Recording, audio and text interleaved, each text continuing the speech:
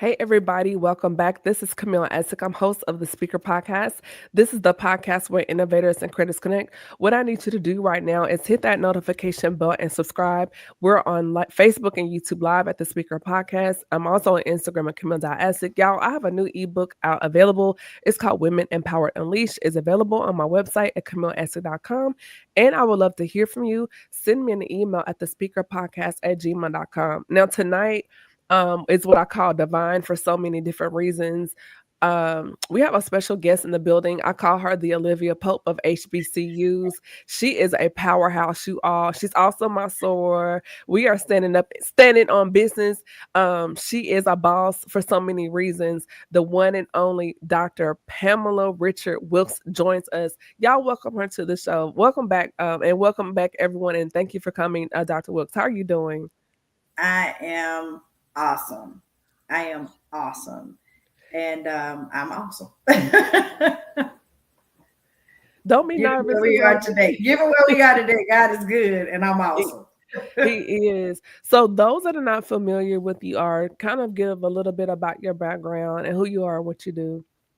Absolutely. Hey, everybody. I am Dr. Pamela Richardson Wilks, and I am a higher education scholar, administrator. I'm an educator. I've been in the higher ed space in particular with a concentration in HBUs for over the past 24 years. And I am an advocate and of HBCUs, lover of HBCUs. I am a proud graduate of the North Carolina Agricultural and Technical State University 2 times over, and Aggie Pride, yes.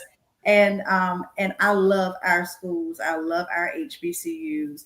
And I'm actually also the founder and CEO of the Higher Education Consulting Group, which is a boutique consulting firm where we go out and make sure that we concentrate on helping HBCUs with regards to accreditation, program development, HR, finance, any and everything that you think of with regards to operationalizing our HBCUs with a specific focus on small privates as well as public HBCUs. So I'm excited to be here tonight. So thank you for having me. Awesome. I'm excited to have you here, Sora. I might be flipped between Sora and Dr. Wilkes, so y'all know what's going on. Um, so the fact that we're having this conversation tonight before we knew, any of this was going to happen, and to have this now, I think is so poignant. So one of the first things I want to get into, Dr. Wilkes, is just number one, with everything happening, and I know we have to, navigate this conversation with sensitivity. Currently, what are we looking at as far as the current state of HBCUs? Okay, so I will start out with saying it's the current state of HBCUs. I think, notwithstanding anything that's more recent with regards to any of the political shifts that are getting ready to occur. Right. HBCUs have been in a state of flux over the past couple of years, anyways. Over the past 24, well, I would say 12 to 24 months, we've seen a huge turnover. Where at one point in time, there were at least about 25 HBCU presidencies that were actually open. The average presidency of an HBCU, leadership tenure is roughly about anywhere from about 2.5 to 3 years. Right? Wow.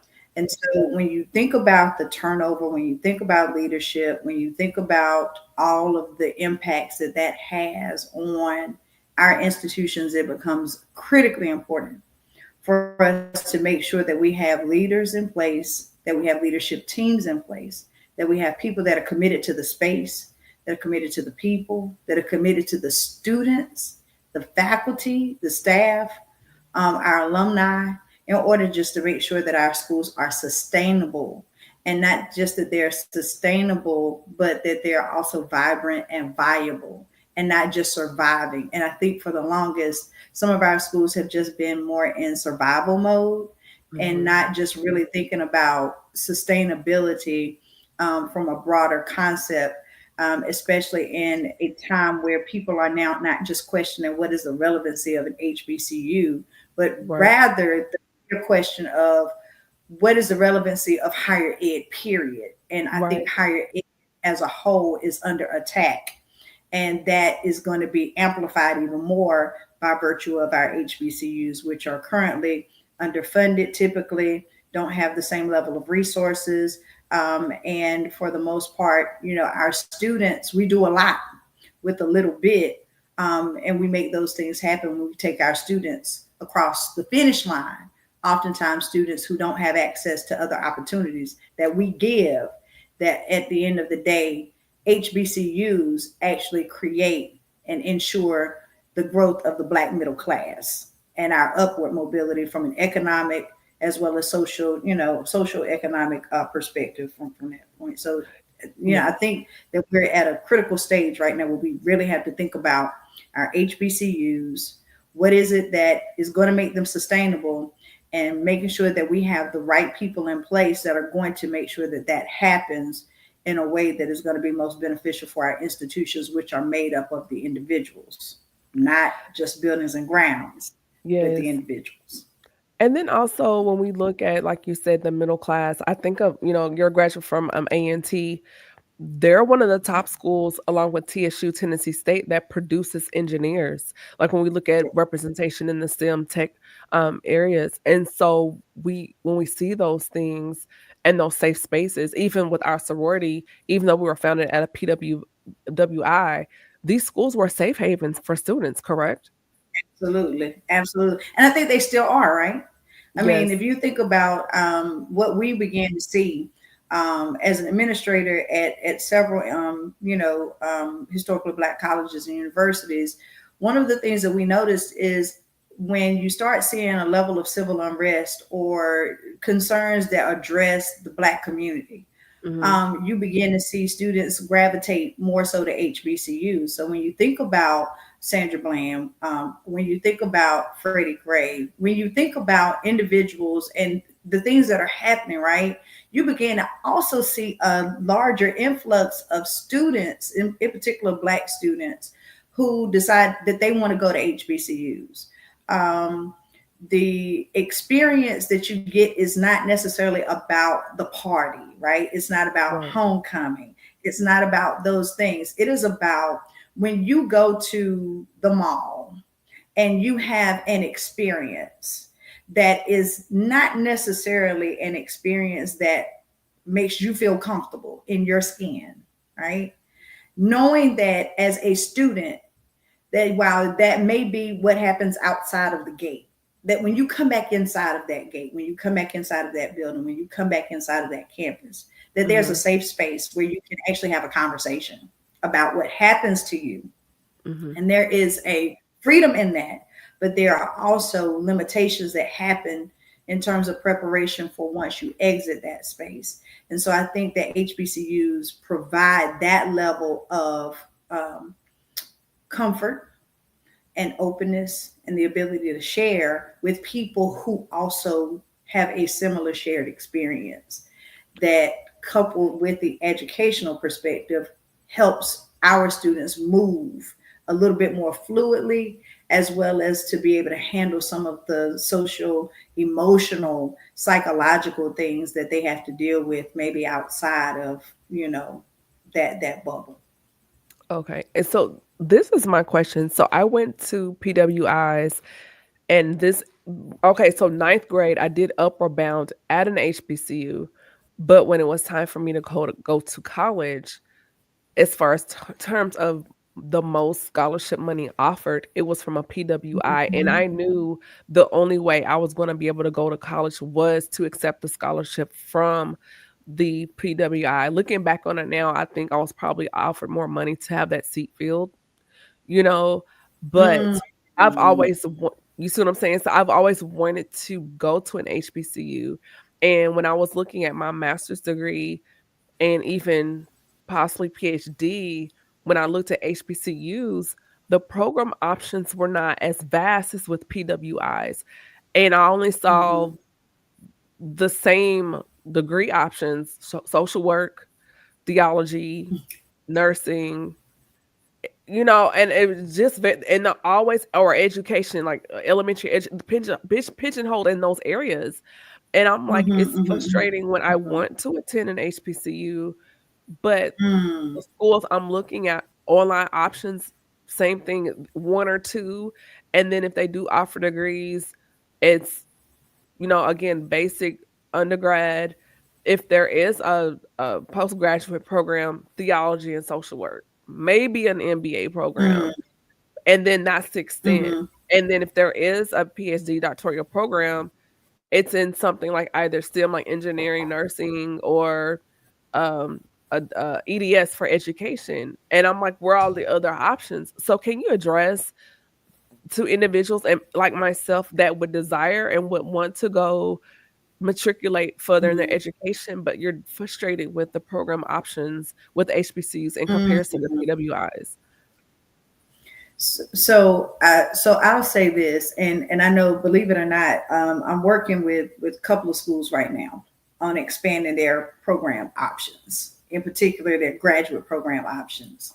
Okay. And what we're beginning to see is there are a lot more small private institutions that are moving towards moving beyond the baccalaureate level, right, into master's degrees, looking at options outside of those traditional options, because a lot of our institutions are still grounded in that historical context.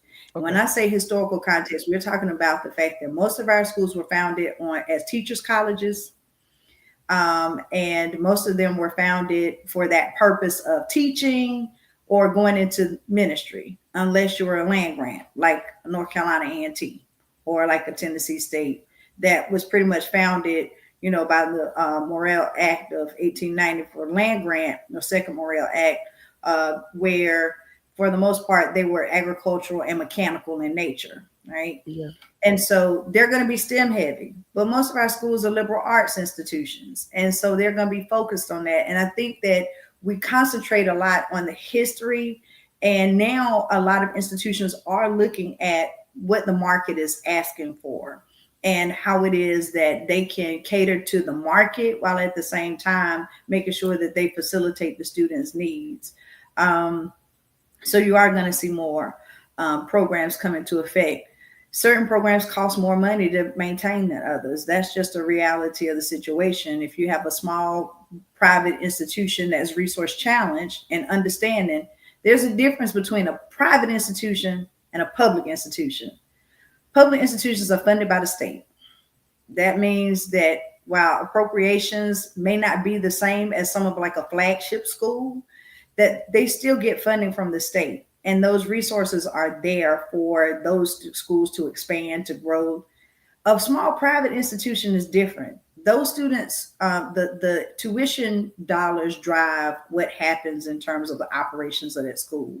And so you have to always be thinking about, I think most people don't think about institutions as businesses, right? But they are. And not only are they businesses, but you have a light bill, you still have phone bills, you have water, you have gas bill. It is literally not just paying for someone to teach a class. You are having to operate that institution. And so as we think about programs and program development, what we want to do is be able to make sure that students have a job when they leave the institution, but also at the same time, we want to be able to still offer those traditional degrees and make sure that we have a need and that there's a want. What I always suggest to institutions is look at what your students are asking for and what is your market around where you are located, and how is it that you can marry the two so that you can present different types of programs that aren't offered anywhere else. What is your niche? What is it that you want to offer, and how is it that you can do that in a manner that's going to be sustainable and long term versus, you may not everybody needs to offer social work, not everybody needs to offer engineering or STEM. Somebody needs to offer English. Why? Because right now I know one institution that is looking for 5 English faculty, 5 full-time English faculty members.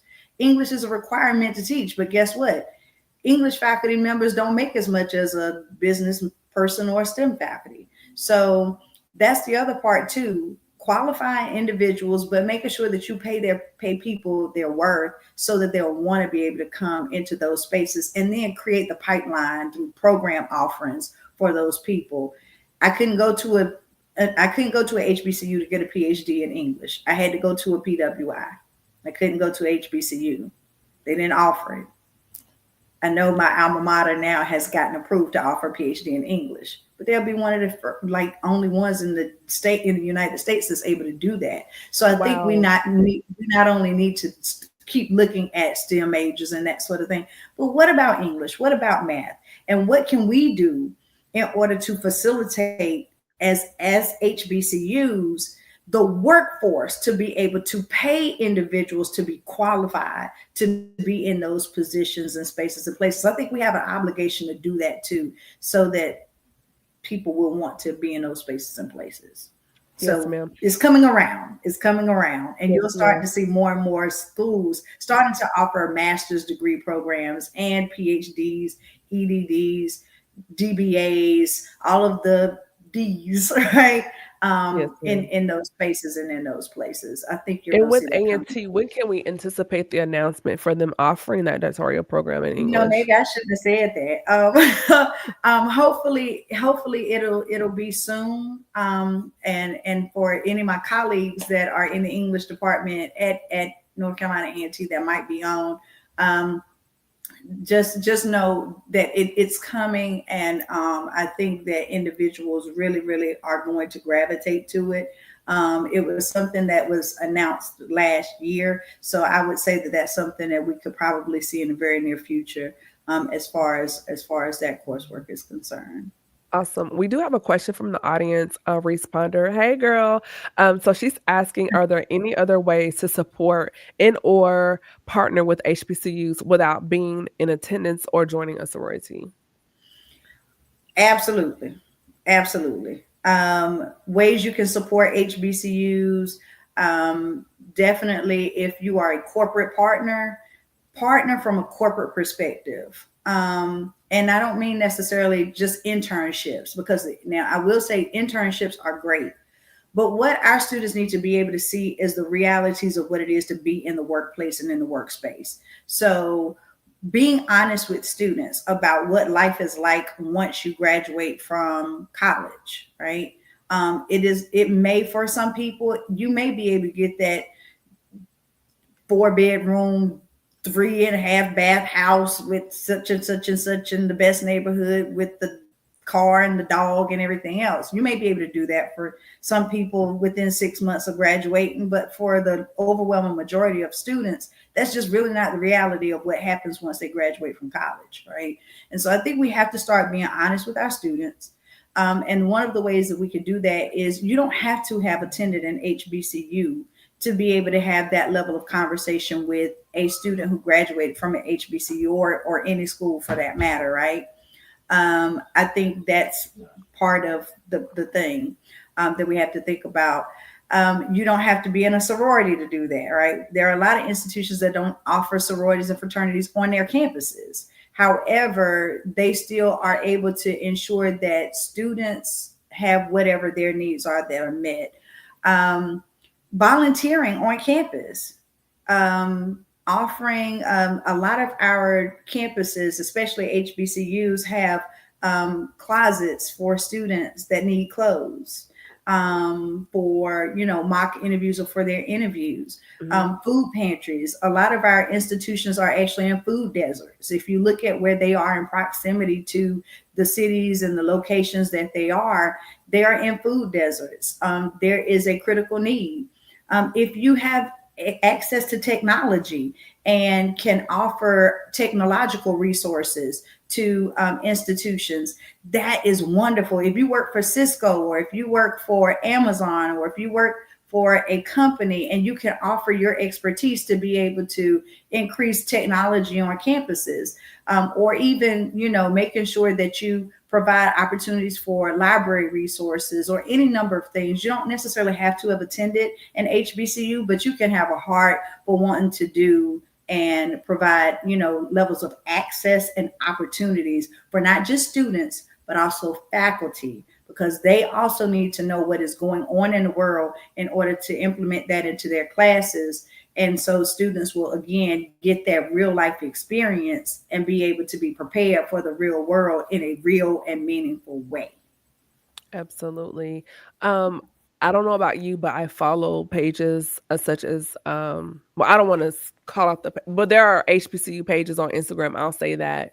And one of the recent debates that's kind of been ongoing is we hear a lot of myths about HBCUs and debunking some of those untruths as far as this divide of being less Black because you attended a PWI versus HBCU and the culture and kind of diminishing, at least from my experience, your Greekness and your Blackness for being at one institution versus the other.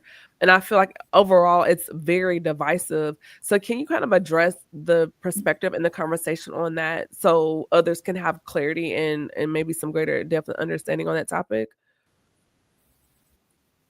So I'm actually gonna use my experience, and it's interesting that you talked about that you mentioned this thing about Blackness and HBCUs. Number one, understand that HBCUs are not monolithic, right? HBCUs have their own unique identity. Each one has its own unique identity. The way your experience is maybe at North Carolina A&T is different than it is at North Carolina Central, is different than it is at Fisk, is different than it is at Tuskegee, is different than it is at Howard, is different than it is at Edward Waters University, is different, right? Every institution has its own identity. That's the first thing. So let's debunk, let's take that off the table. Yes. Because to say an HBCU is an HBCU in general, you're generalizing with the understanding that you make an assumption that all HBCUs are alike, and that is not the case. Okay, so let's take care of that first. Then you deal with the second part, which is what you're talking about, which is, well, if you go to an HBCU, then you're blacker than if you. Let me tell you something. So I'm sorry to get a little less professional in this, right? Talk somewhere. But black is black is black. It ain't no such thing, and all Black folk are not monolithic either. That is not a monolith. We all have different experiences. We live in different places. We speak different. We have different. The experience is different, right? And so I think now I'm about to get into some other stuff that is a little bit more dear to dear to my heart too, and that's this understanding of what it is to be Black. And that is a question that I've always had to ask myself as I was at A&T. I am clearly a light-skinned Black woman. So for any of you that are confused, yes, I am Black. I'm very light-skinned. And going to A&T in the 1990s, in the early 90s, when you had School Days that came out right before then, you had A Different World that is out and right, before then, and you had this whole understanding or notion of colorism and you blackity black here and you not blackity black there and all this other stuff. I consistently got told I was not Black enough to go to A&T. I was questioned about my Blackness. Yes. Wait a minute, Dr. Wilks. What? Hold yes, on. ma'am. Sit all the way up in my seat. Yes, ma'am. Oh yes, God. ma'am. Yes, ma'am. I would. It was nothing for somebody to say, "Oh, you're not really Black, or you're not Black enough to be here, or you're not Black enough to talk about this, or you're not." But the last time I checked, during my senior year, my car was pulled over by a police officer that did not have it, and it was only for the reason that it was about who I was and the color of my skin and how I identified. And so there was always this question of color and whether or not you were Black enough or not Black enough or too Black or all of these notions of Blackness. And I think what we need to do is get out of the notion of whether you're Black enough or whether your Black experience is more Black than somebody else's, right? And have an understanding that those are only ways of decisiveness or divisiveness to really keep us away from the real questions that we should be talking about, or the real questions that we should be asking, or those things that we should be addressing, right? Um, Whether a student attends a PWI, in your case, you said, I attended a predominantly white institution because they gave me the funds and the access that I needed to be able to get an education. That does not mean that you are any less Black or any more than anyone else, right? I chose to attend North Carolina A&T because I wanted to attend a HBCU as a state school, and I could afford it. Was affordable, right? I was able to afford it. I'm a first generation college student, and I didn't know what college was about, and I just knew I wanted to go. And I was going to get there some kind of way. But what I mean in all of that is, this understanding of qualifying what that means. And at the end of the day, who does it satisfy to qualify what Black is, right? Who wants to know, and why is it important? So to really kind of get back to the crux of your question, I'll say I don't think it's an understanding of you being less Black if you didn't attend a HBCU, or you being more Black if you did, right? I attended one, and I still have people that are shocked just because of the way I look, right? Until I open up my mouth and I speak, and they say, well, what are you, or what you is? And I say, I'm a Black woman. And they say, oh, I knew that. I knew it, because it's so, those are still the so things ignorant. right now. But those are the things in 2024 that I still have to deal with, right? That psychologically created spaces and places for me to be uncomfortable in my skin amongst even my own people. So I do think, however, that there is a divisiveness, however, in that has always been consistent historically within the Black community, to create division in order to avoid a level of cohesiveness, and in order for us to get away from being able to create a unified front on specific issues that are really pertinent to the Black community. And, again, at the end of the day, whether you attend a HBCU, whether you attend a PWI, as long as you do something that gives back as a citizen, that is going to be conducive to you making a difference and a change, not only in your life, but in the lives of someone else, your family, your friends. As long as you are doing that in a way that is positively motivating and not denigrating to someone else because of their choice, then that's what matters. And we got to get out of this notion, because, again, we have bigger fish to fry that have nothing to do with how light you are and how dark you are, how Black you are and how Black you ain't.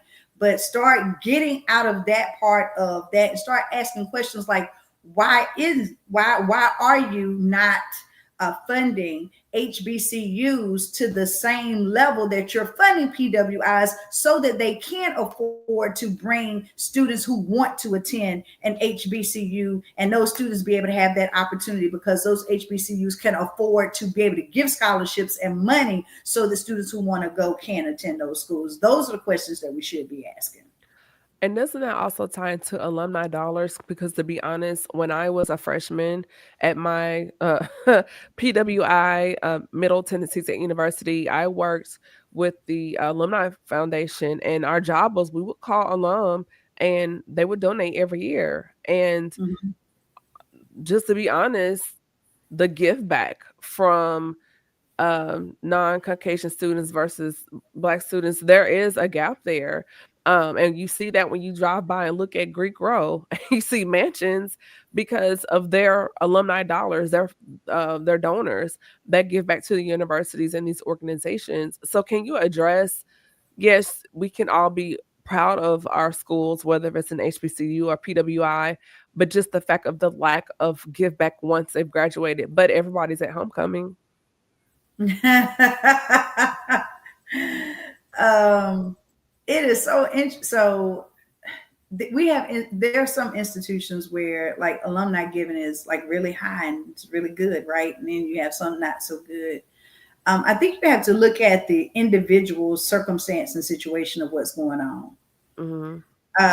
And I'm going to use this as an example. let's say I'm a student, I graduated, and let's say it's $20,000 a year for me to attend an institution. That is, and it's, let's say I graduate in 4 years. By the way, average time to graduate is 5. United States government calculates it as 6. So as long as you can graduate between 4 and 6 years, you're on point. You're on task. So let's say you take 5 years to graduate at $20,000. That's $100,000. Let's say you took out student loans. You have to pay that back within 6 months of graduating. So you have that debt that you're already incurring as you're in school. And most of our students, they will take out the maximum amount in order to be able to get a refund check or to get some level of refund, because that refund is not necessarily helping just that student. For some students, they may be sending that money back home because there's a need of where they came from versus where they are. And I'm talking about kind of extreme circumstances. So let's say that student is kind of utilizing that to also help those situations. So now I have $100,000 in debt that I owe in some kind of way, shape, form, or fashion. And let's say I'm majoring and I can't get a job in my field per se within the first 6 months because I didn't do any internships. I didn't do anything while I was in school. I had a good time. I just didn't do anything that would have given me some level of experience. Or even if I did, the average salary coming out of college, that student may make 40, 50, 60. They're not going to make a 6-figure salary coming out of college. And so I know I'll use the city of Charlotte as a prime example. My son attended UNC Charlotte, was thinking about trying to get an apartment in Charlotte, and he couldn't afford it. Not on his salary. He had a salary. He was making $45,000 in salary, but rent for a 1-bedroom apartment in a decent neighborhood was almost $2,000 a month, plus a car payment, plus gas, plus insurance, plus, and plus, and plus. And when you start plussing things together, by the time it's all said and done, a student a graduate literally can barely afford to feed themselves and get themselves to work. And now you want them to give back to the institution. So if I don't have anything to give to my own household, I can't give back to my alma mater no matter how much I want to do it. So what does all of that mean? Excuse me. I think that one of the things we have to also think about is not just the input of our schools and the students that we're bringing in, and the fact that we can accept students, we give access. It's one of the wonderful things about HBCUs is that we provide access to students who want to be able to attend. But I think along that path, we also need to be providing opportunities for financial literacy, financial education, not necessarily literacy, because you can have the money, but do you know what to do with it in order to be able to not just survive yourself, but also thrive and be able to give back so that somebody else can give. But if you don't have it to give, you can't give it back. And I think for a lot of our students or a lot of our alums, I think that that's the space that they're in. They're just trying to make ends meet on a regular, everyday basis. I don't think it's that they don't want to give back. I think a lot of them want to. I think that they just don't. What I advise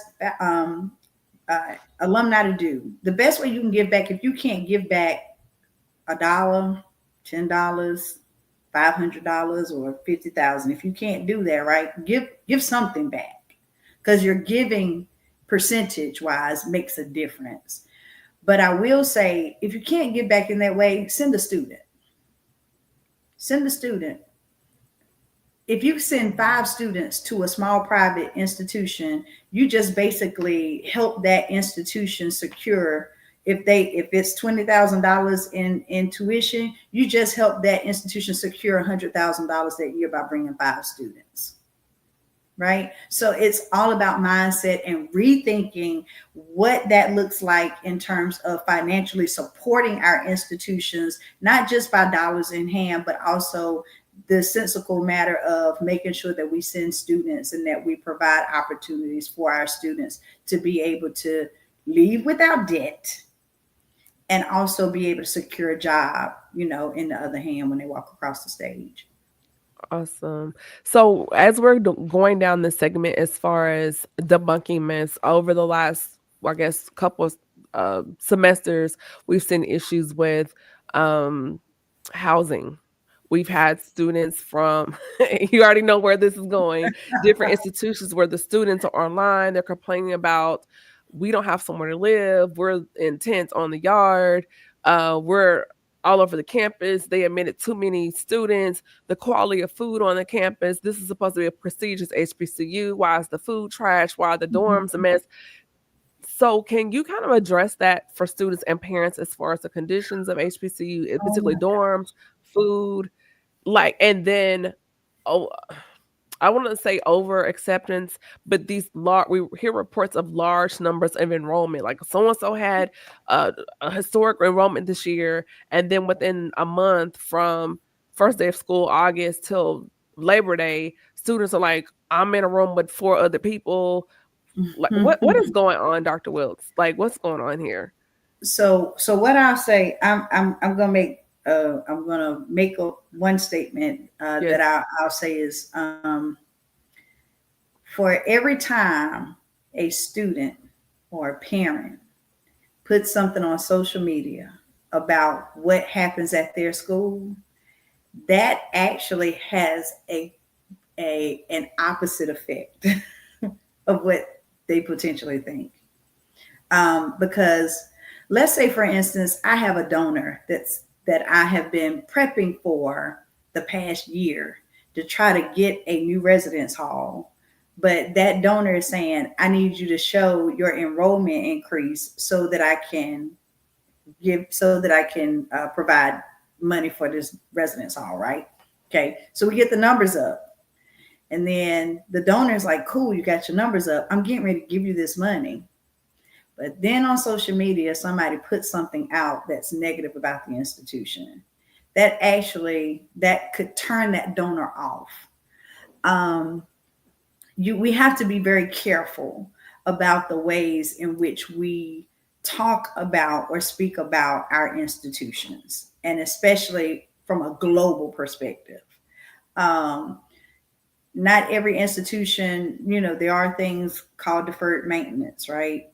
There are things where, you, especially at some institutions that may have maybe resource challenge. And when we talk about resource challenge, we're literally talking about the fact of, like I said, you still got to keep lights on and all of the other things.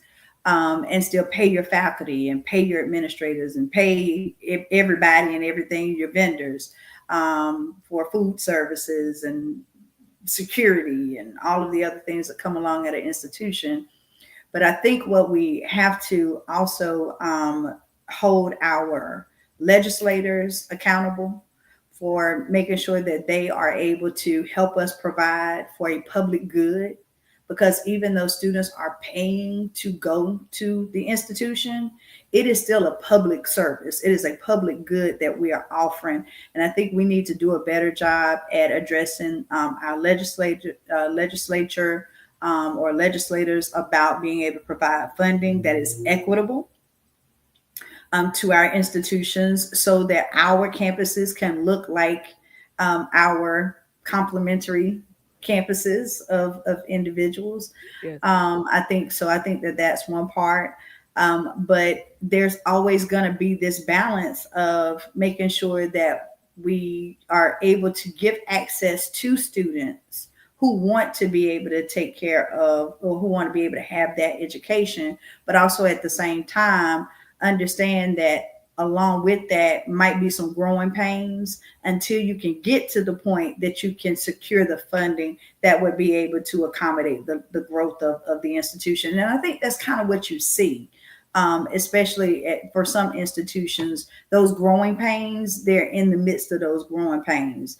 And unfortunately, it looks like, well, the students are suffering as a result. But I can also tell you, conversely on the other side, that there are PWIs that also have 4 people to a room as well, and they don't complain on social media. We had that experience, and over time, the room assignments got thinned out.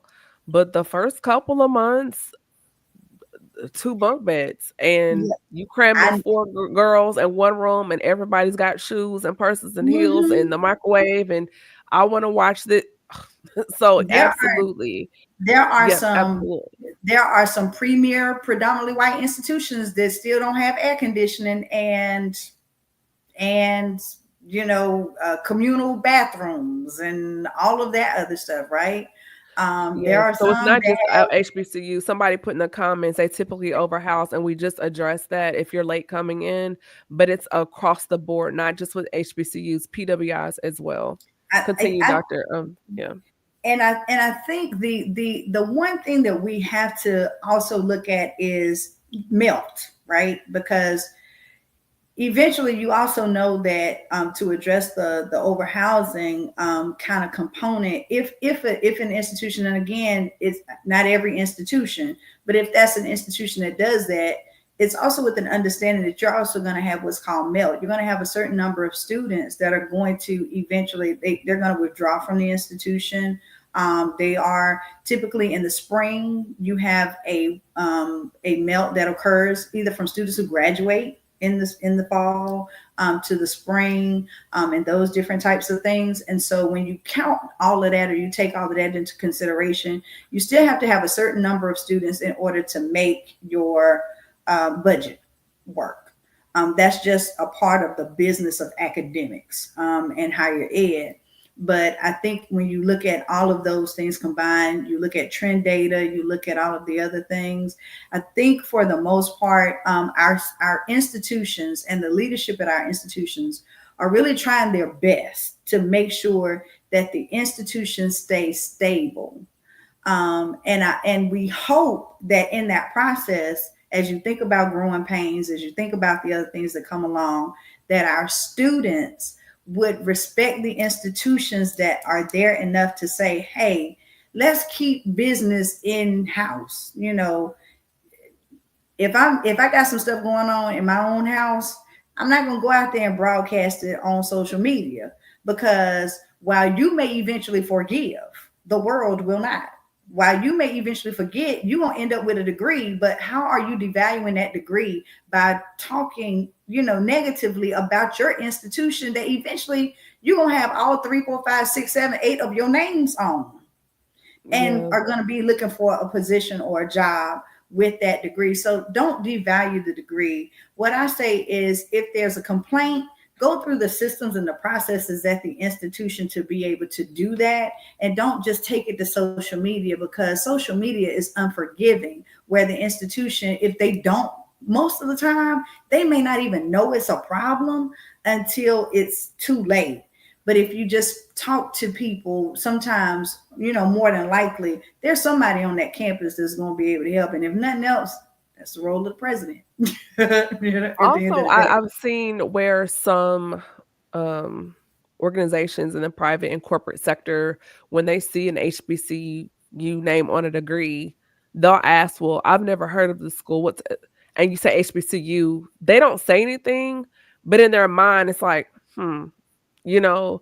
And so when I guess my question is to you, Dr. Wilkes, extending on that point that you made, as far as when we get online and we're bashing our HBCUs, it's only fueling this myth about the quality of education and degree in non-Black spaces. Am I right or wrong on that, or can you kind of expound on I that? mean, yeah, I think that there's a potential for someone to say, "Well, see, we told you," and they're only telling us what we already know.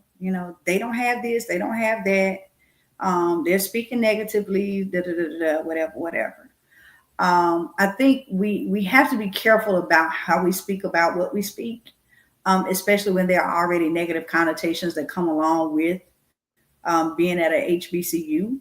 Mhm. And we can't feed into that automatically. But one of the things that I'll say, and at least for me, and I can say this, and it may not be the case, because I know things are different for everyone. Right. Um, I've never heard anybody say, I'm not going to hire you because you went to a HBCU. I think that they're a little too smart to hopefully, to Okay. say something like that, right? Right. Um, I've heard people make statements, maybe, oh, I've never heard of A&T. Oh, you haven't? Well, let me tell you about it. And that's typically that's how I respond. Same place for everywhere that I've worked. Oh, you've never heard about Coppin State University? Let me tell you about Coppin State. Oh, you've never heard about Edward Waters University? Let me tell you about Edward Waters. Oh, you've never heard about Winston-Salem State? I've worked at 7 HBCUs, and let me tell you something. Every time somebody comes, they say, I've never heard. Well, let me tell you about it. I think we need to start speaking positive life Mhm. over our HBCUs and not necessarily and countering the negative. If someone says or does something, there are plenty of, again, PWIs I've never heard of. I get notices from them, hey, they're hiring. And I've never heard of that small institution or big institution or what have you. I think it is speaking life and countering the negative comments that come along with that. And that then we need to do the one of the individuals, so the viewers a minute ago asked, what can I do even if I didn't attend an HBCU? You can Absolutely. speak life. Go visit one. Go to a basketball game. Go to a football game. You don't have to just go to homecoming. Go eat. Go. You can go eat lunch. And talk to the students. I know maybe sometimes you might have to get some permission for some of that, right? Right. But I think there are ways that you can speak life so that people speak positively about it in your workplace, or in the workplace. Go to local events. Town and gown events are important for people to know your institution and what you're doing. Go to, some of these galas or the different things that are happening around your city or in your state.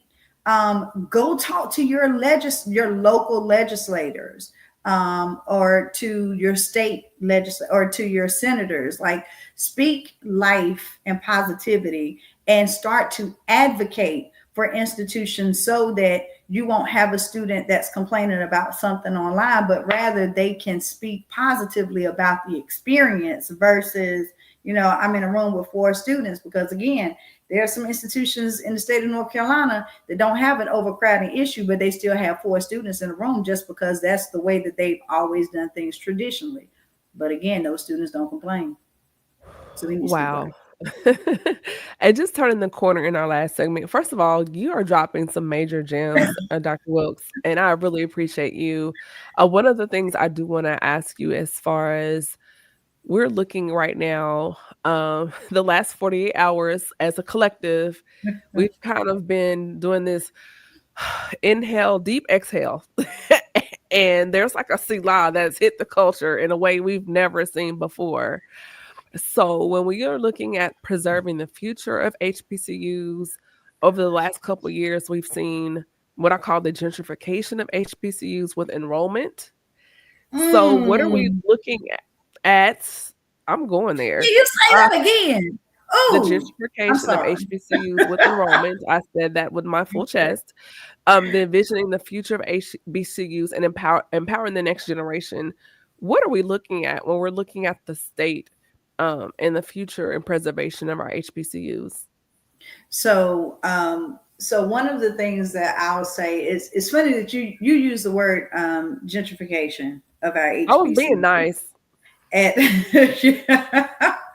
So one of the things what I'll say is this, because it's a statement that we know to be true, and for most people who are um, in leadership at HBCUs, we want to diversify our campuses. We want Why? And I'm campuses asking to this we want because we people were to not allowed. understand. Well, so HBCUs historically, in terms from a historical perspective, have never said that anyone other than Black students can't attend. Okay, so HBCUs have always been open to everyone. Okay. What I will say, with an understanding that the underpinning of the historically Black college historically has been to ensure access and availability to those Black and brown students who did not have those opportunities in 17, 18, 1900s on up, right? Right. So we understand that.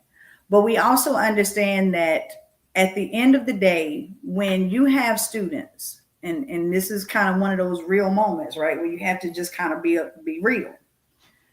When you have a PWI, and for those viewers that we keep using the term PWI, predominantly white institution, who actually has the money to be able to go out and recruit not only the students who have the greatest academic advantage, as well as the greatest athletic agility and advantage, who are Black and brown students. Guess what they're taking away from? HBCUs. And they came and are coming still for our students. There is a school, I'll go ahead and say it.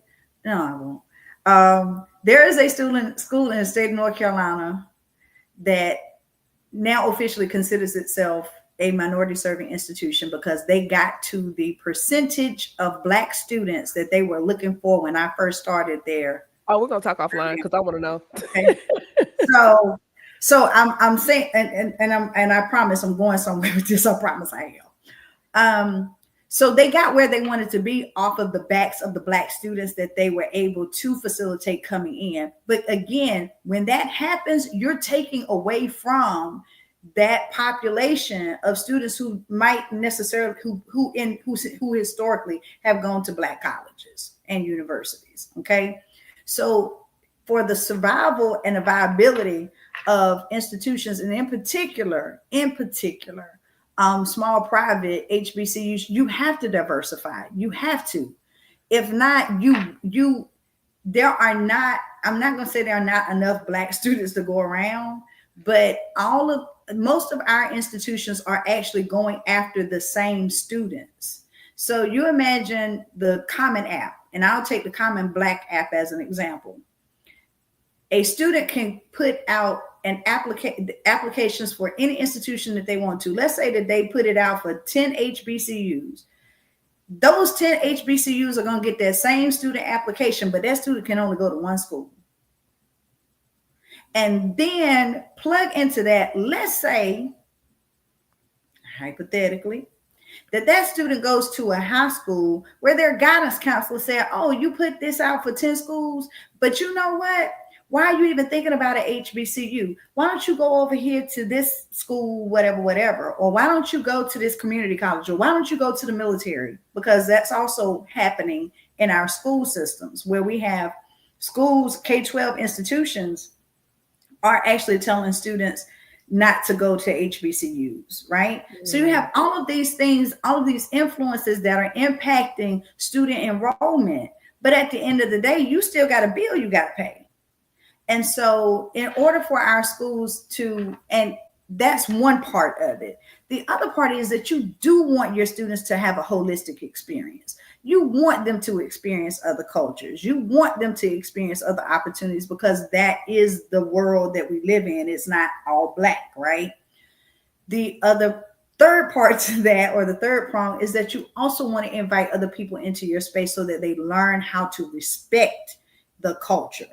They learn how to respect the space. They learn how to respect, right? That assimilation into the everyday culture is what we do anyways. But for HBCUs, there is that space and that place where I'm not having to assimilate into who you are. You get to come into my space, and I get to determine how exactly you understand who I am as a person, as a Black person in this country.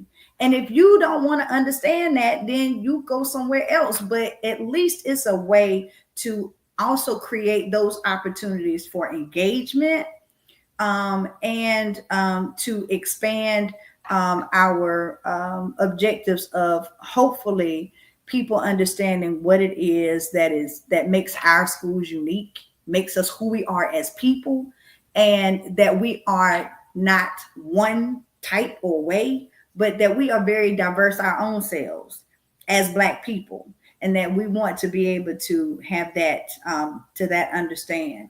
And that question that came up, what can we do to compete? Before That's a you part answer of that, I wanna kind of rebut that just a little bit. it. So Yeah, I hear what you're saying, Dr. Wilkes, but I kind of want to play devil's advocate with this for a yeah. moment, only because I do understand what you're saying. However, they can still come to the schools, play in the band, gentrify the D9, and turn around, vote another way, and still won't hire you. Number two, there's a pending case right now at Howard University where they allowed someone into the School of Law, and I'm pretty sure you're aware of this case. And I know someone that was in class with this person antagonizing the students with racial harassment. The students complained to the president. The president, from what I was told by the student, did nothing.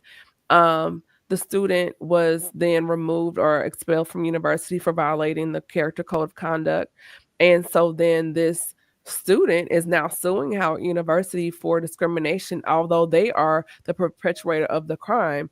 And then during a town hall meeting, from what I was told by said student, I won't say their name, they came in with a news reporter from a particular very conservative network.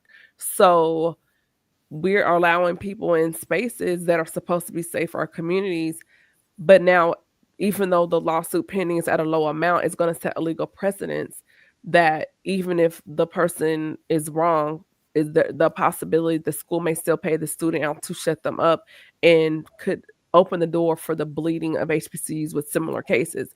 So that's why I'm putting this question out here, because I do hear what you're saying, but Mhm. then I'm looking at backlash and potential backlash, i.e., particularly right now with Howard University, with them opening the doors for air quotes, as you stated, diversity, and now it's kind of bit them in the butt. And so I just wondered long term, considering what we're dealing with and we're experiencing within the last 24 hours, Mhm. will that set the domino for other situations like that on campuses of HBCUs? I will what I'll make the statement, and I'll say, and again, if and for our purposes, right? Everything is alleged. We don't, Allegedly. but Allegedly, this student but did this, allegedly, allegedly. but Allegedly. what I'll say is this: as we think about, any student has a right to do whatever they do, right? In terms of, we have a right to, you have a right to sue, a right to whatever. What I don't want is for what one student chooses to do impact the overall goal and mission of our institutions, which is really is there to enlighten and empower, right? And one student's actions, right? What I don't want to eventually happen is that we take the actions or potential or alleged actions of one student and make application to that as a whole. I think that as we think about ways in which we educate, that HBCUs have always done a good job at not just educating from the book perspective, but we've always educated in all of these other different spectrum, right? Across in all of these different ways. And so when you talk about HBCUs and the HBCU experience, it's not just what you get out of the book. It is what the class, the room without walls, right, teaches you when you're in the cafeteria or when you're in the classroom or when you're on the yard. And so what I don't want us to do is for one student's actions to, perpetuate what we think is probably going to may happen. But I think we can take it as a learning experience and a teachable moment in how it is that we can continue open conversations, open dialogue when people, when there are various individuals in the space who all have different backgrounds, because the same way that student could do that, you could have a disabled student do the same thing, right? Before not being recognized for their disability. Or you can have a female student say something about not being allowed to do something in a specific way. So what I don't want for us as HBCUs to get hung up on is the very thing that some of our some PWIs are doing, which is kind of using this situation to speak negatively about why Black students, or we don't need DEI in our spaces, because students just need to be able to understand that that difference does not exist. It does exist. And as long as we express that we understand that difference exists, then we can start to combat those types of things that come along, whether they're credible or whether they're frivolous. And that we can only trust that as institutions that we stand on what we know we do as an institution to be true. And all that other stuff can play out, because it's always going to be somebody with a complaint. It's always going to be somebody saying they're going to sue the school for something. And sometimes it don't have nothing to do with race or anything, right? Yeah, I just look at the nature of the climate of where we are right now and the impact it has on HBCUs, just because the tone of where we are within our nation has taken a turn. And that's, there's always somebody, but now there's a lot of somebodies that has somebody in off, so I don't want to get into that, but it's just, I'm just looking at it from a different lens. And sometimes but HBC, I just, but this is the thing, but we cannot live in fear of what. No, not in fear, but just thinking like, what are we doing? And those that founded institutions, or even the D9, honestly, what would they have to say about the decisions being made now in those areas? And so I know we probably can't get into all that, right? But it's just, we'll have to bring you back, because I'm just like, I have questions, and I know a lot of other people have questions. I know we do have 2 more questions. We'll kind of get these knocked out, because this can go. The first question is what do we do? Compute. And then the next question is, how can we preserve what we have without opening ourselves up to vulnerabilities, which is kind of what we're already discussing right now. So how do we preserve what we have without opening ourselves up to vulnerabilities? I think so. I'm just going to say, for me, HBCUs have thrived in the space of vulnerability. It's who we are. It's the DNA, because it's who we are as a culture.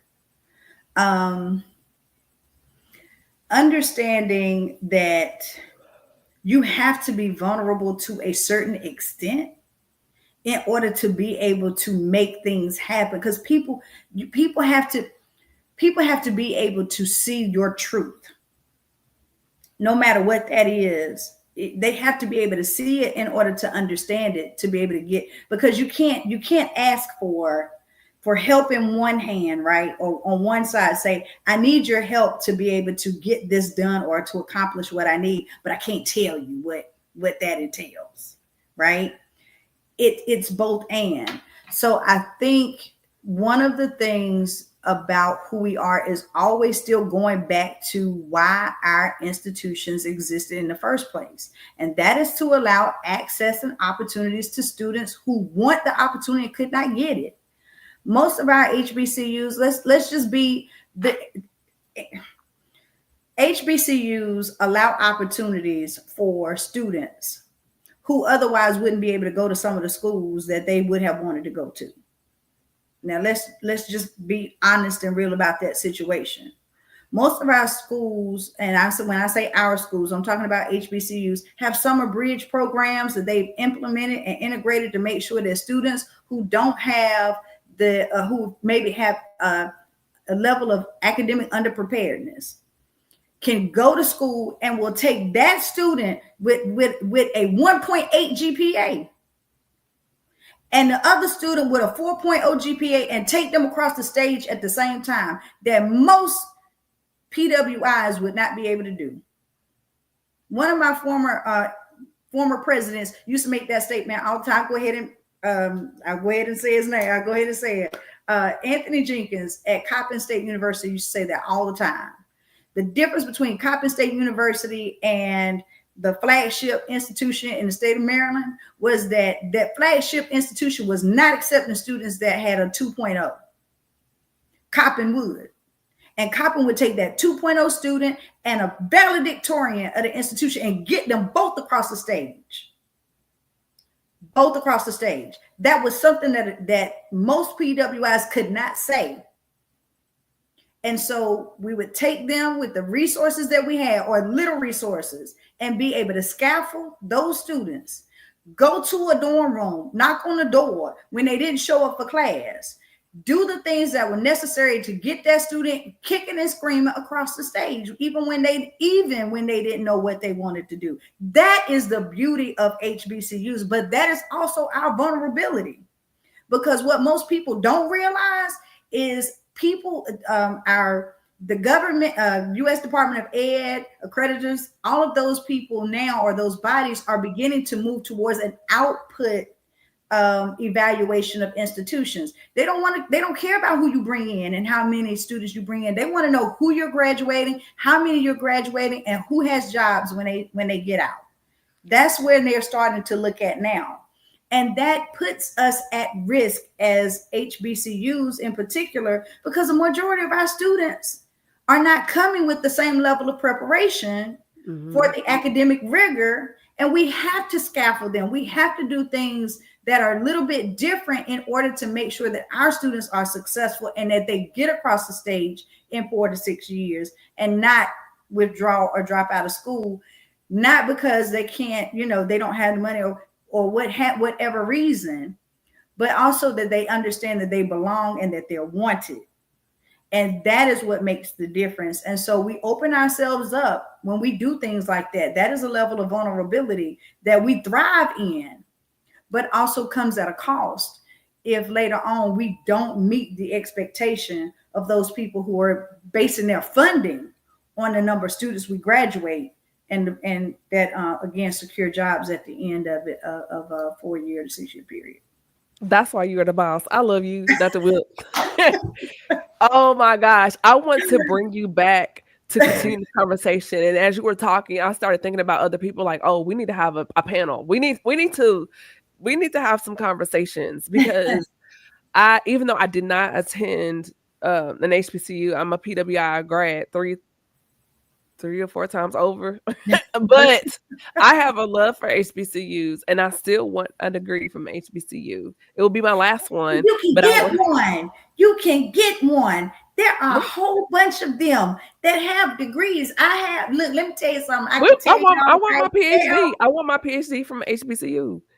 Jackson State has PhD and EDD programs. There We're gonna talk offline, because I want people in my business. But we're gonna talk.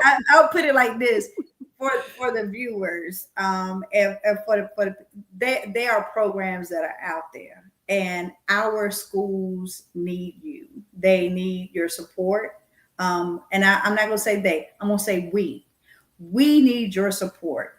We need you to align yourselves. We need you to give your time, your talents, and your treasures to our institutions. Our institutions do more with a little bit than a lot of schools with a lot. And we make things happen, and we could do so much more for our students, and to be able to provide them with opportunities that would be boundless and limitless if only we had a little bit more. And so it doesn't necessarily have to be $1, but give your time, your talents, and your treasures, and be able to be a gift to somebody else so that they can be a gift to somebody else. Yes. And Yes, Reese, definitely a boss response. And also boss stands for the Beta Omicron Sigma chapter, Sigma Gamma Sorority Incorporated. That's why I also say she's the boss. But as we begin, shout out to Queen City SG Rose. What's up, y'all? Um, as we begin to wrap up here, first of all, Dr. Wilkes, you are phenomenal for so many reasons. And to leave the listeners and viewers with any takeaways, nuggets until you come back, because you are coming back. I already said it, you coming back. We And need to then bring some also, people. We need to bring some people. yes, ma'am. And then also where people can contact you, Dr. Wilkes, on social media. Social media, I am on LinkedIn at P Richards. All of my handles are P Richardson Wilks.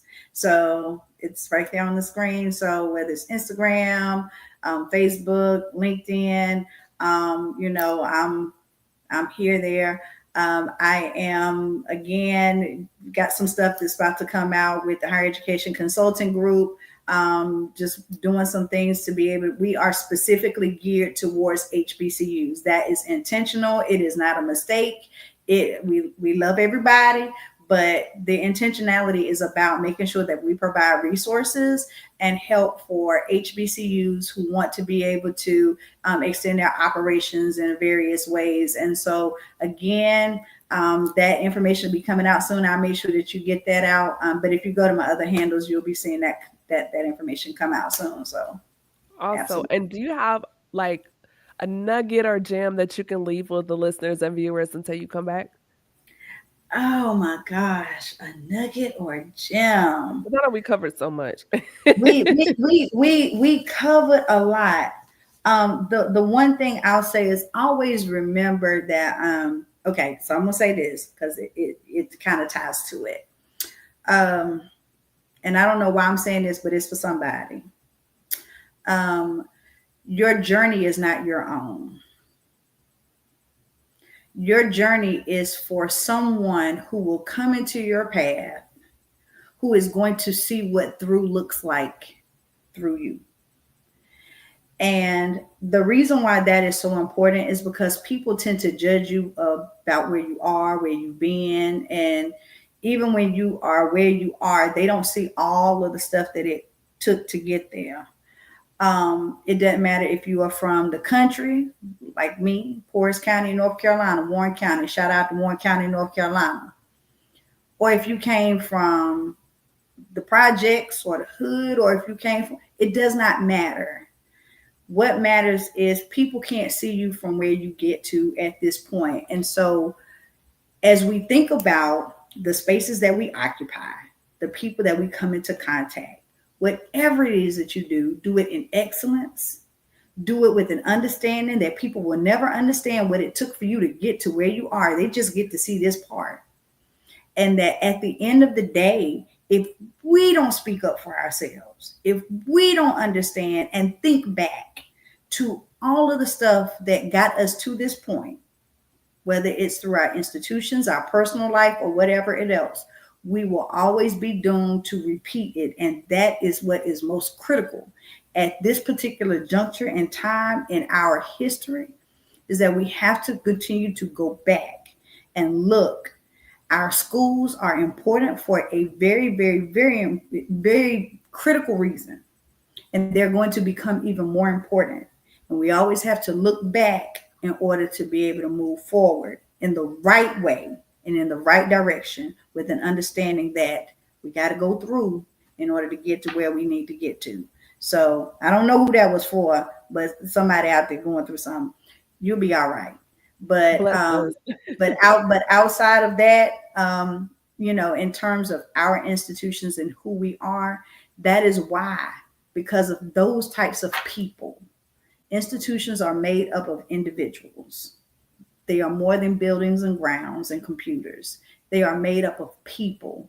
And until people learn to respect the individuals and the people and the journeys in which they take, they will never understand and respect our institutions and who we are, because we are who make HBCUs. And we put the H and the B in the HBCU.